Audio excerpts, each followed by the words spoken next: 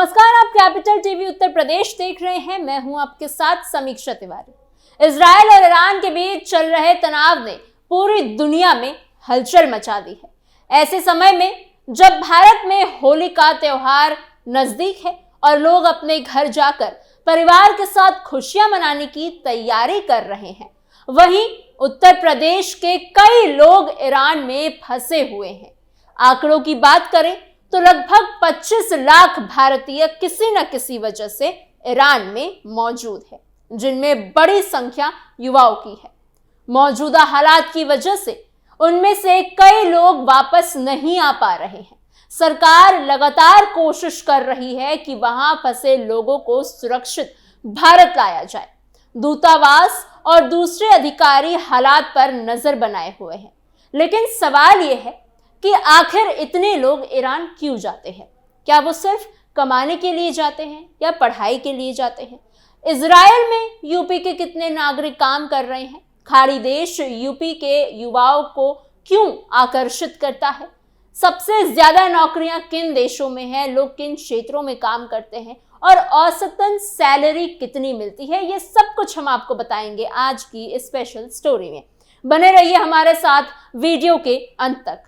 25 lakh UP के लोग खाड़ी देशों में फंसे। खाड़ी देशों में काम करने वाले उत्तर प्रदेश के लोगों की संख्या को लेकर अक्सर दो तरह के आंकड़े सामने आते हैं, एक सरकारी तो दूसरा अनुमान के आधार पर। साल 2019 में विदेश मंत्रालय के ई माइग्रेट सिस्टम के एक रिपोर्ट के मुताबिक साल 2018 में उत्तर प्रदेश से 86,273 लोग खाड़ी देश में काम करने के लिए गए थे। ये वो लोग थे जिन्होंने ई माइग्रेशन चेक रिक्वायर्ड यानी ECR श्रेणी के तहत विदेश जाने की अनुमति ली थी। इस श्रेणी में ज्यादातर ब्लू कॉलर और श्रमिक वर्ग के लोग आते हैं, जैसे मजदूर, ड्राइवर, हेल्पर, बढ़ई, इलेक्ट्रीशियंस और सुरक्षा गार्ड। लेकिन अगर कुल अनुमान की बात करें तो माना जाता है कि उत्तर प्रदेश से 20 से 25 लाख लोग अलग अलग खाड़ी देशों में काम कर रहे हैं। इन आंकड़ों में वो लोग भी शामिल हैं जो पहले गए थे और कई सालों से वहीं काम कर रहे हैं। हाल ही में इजराइल और ईरान के बीच बढ़ते तनाव के बीच एक सवाल ये भी उठा कि इजराइल में उत्तर प्रदेश के कितने लोग काम कर रहे हैं और उनकी स्थिति अभी क्या है। 1 मार्च 2026 को यूपी सरकार ने जानकारी दी कि इजराइल में काम कर रहे प्रदेश के सभी निर्माण श्रमिक सुरक्षित हैं और अपने अपने काम पर नियमित रूप से लगे हुए हैं। सरकार लगातार स्थिति पर नजर बनाए हुए है और वहां के अधिकारियों से संपर्क में है। राज्य सरकार के अनुसार इस समय कुल 6,004 निर्माण श्रमिक इजराइल में अलग अलग परियोजनाओं पर काम कर रहे हैं। इन श्रमिकों का चयन साल 2024 के लिए राष्ट्रीय कौशल विकास निगम यानी नेशनल स्किल डेवलपमेंट कॉरपोरेशन और इजराइल की सरकारी agency population and immigration authority के माध्यम से किया गया था। इनका चयन तय प्रक्रिया के तहत हुआ और उन्हें वहां कानूनी तरीके से काम करने का मौका मिला। पूर्वांचल और पश्चिमी यूपी से हजारों मुस्लिम युवा रवाना। अगर हम खाड़ी देशों की बात करें तो पूर्वांचल और पश्चिमी उत्तर प्रदेश के हजारों युवा हर साल रोजगार की तलाश में बाहर जाते हैं।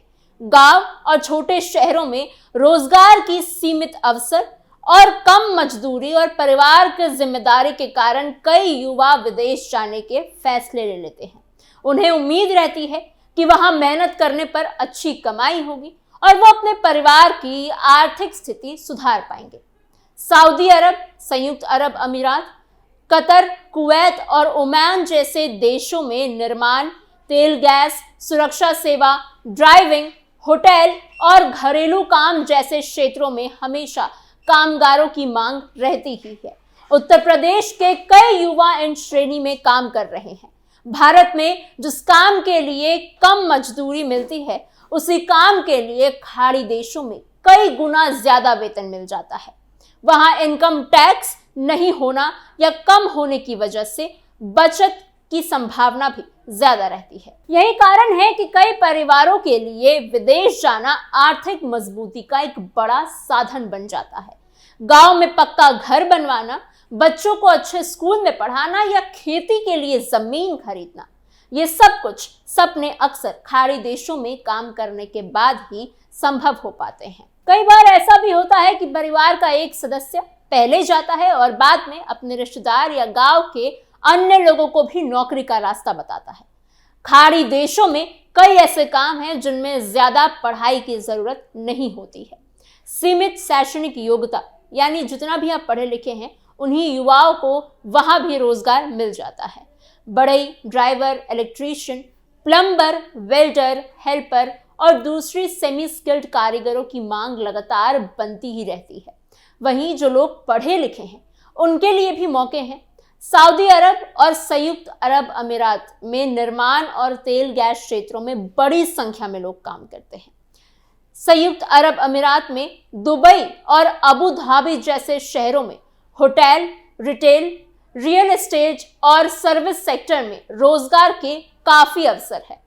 कतर, कुवैत और ओमान में भी इंफ्रास्ट्रक्चर और तेल उद्योग से जुड़े कामों में भारतीयों की अच्छी भागीदारी है। अगर सैलरी की औसत अनुमान की बात करें तो ऊंचे पदों पर काम करने वाले फाइनेंस या बैंकिंग सेक्टर में प्रोफेशनल्स को बहुत ज्यादा पैकेज मिलता है, जो भारतीय रुपयों में लाखों रुपये प्रति माह तक हो सकता है।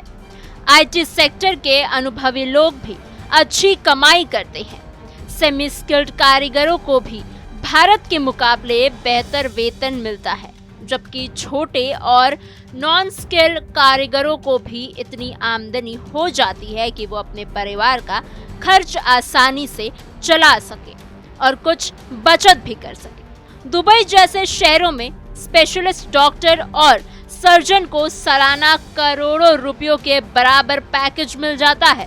हालांकि हर व्यक्ति की सैलरी उसके काम, अनुभव और कंपनी पर निर्भर करती है। आज भी गल्फ देशों में करीब 1 करोड़ भारतीय। मौजूदा हालात की तुलना कई लोग 1990 के खाड़ी युद्ध से भी कर रहे हैं।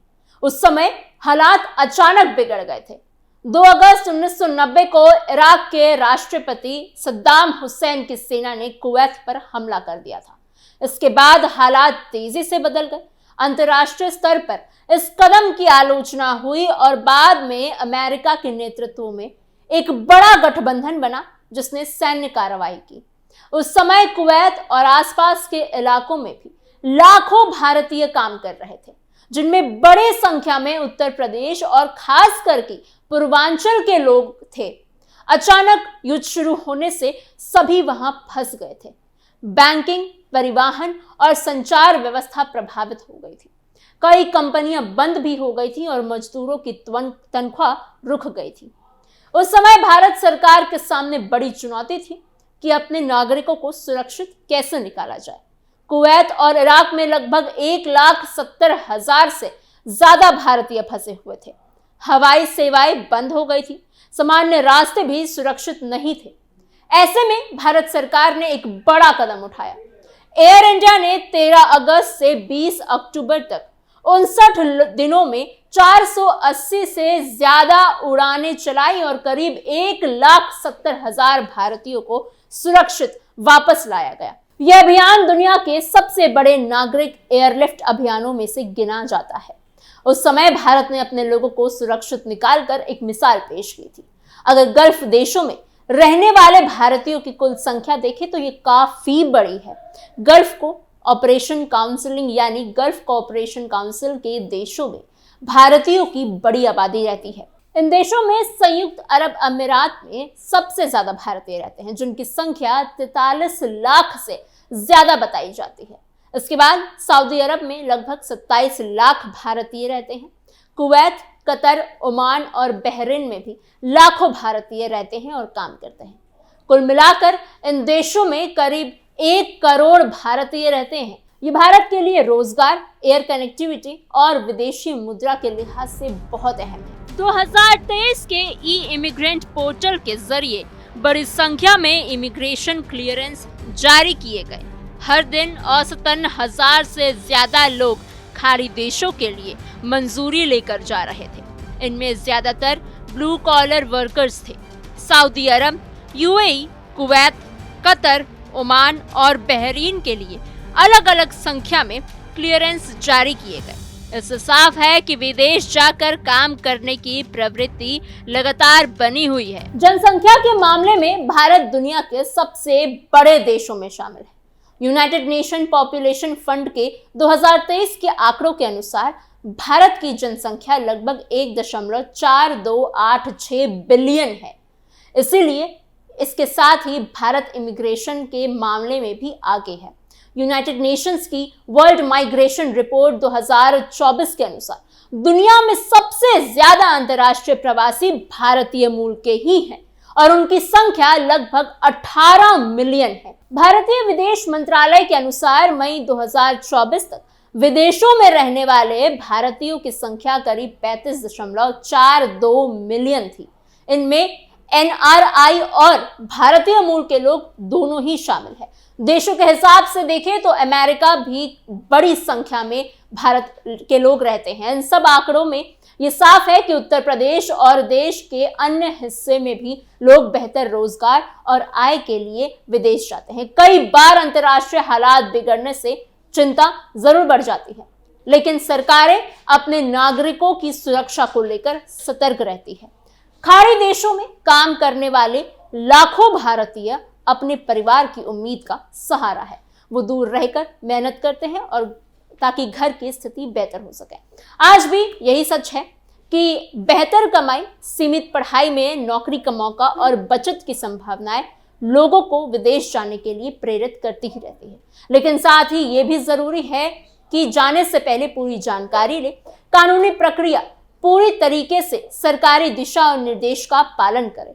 आखिर में यही कहा जा सकता है कि विदेश में काम करने वाले हमारे लोग की अर्थव्यवस्था और अपने परिवार दोनों के लिए अहम भूमिका निभाते हैं और उनकी सुरक्षा और सम्मान सबसे पहली प्राथमिकता होनी चाहिए।